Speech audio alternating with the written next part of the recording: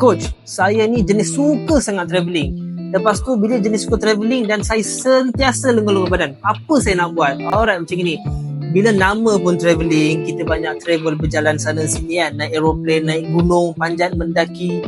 Obviously kita punya kaki memang akan sakit sebab kaki kita lah parts badan kita yang utama yang bergerak.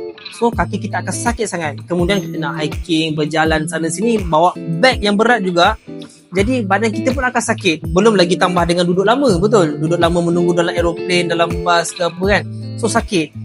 Satu, kita dah jalan huyah yang sana, kemudian kita angkat beg berat.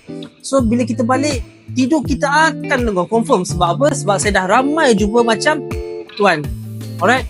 Macam encik ke, tuan ke. So ramai orang yang cakap dengan saya jenis yang suka travelling. Jadinya apa yang kita perlu buat untuk baik pulihkan badan yang sakit tu ialah dengan full body massage. Alright? Kenapa full body? Sebab kita akan rawat daripada kaki, betis, peha, lower back, upper back, belikat.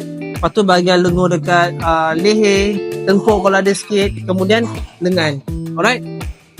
So jadinya kita kat Dutah ni kita boleh spesifik kat mana yang paling sakit. Memang full body daripada atas sampai bawah sakit, tapi kita akan fokus lebih dekat bahagian yang sakit. Contoh dekat belikat lah yang kita akan lebihkan sikit rawat dekat situ. Okay? Boleh?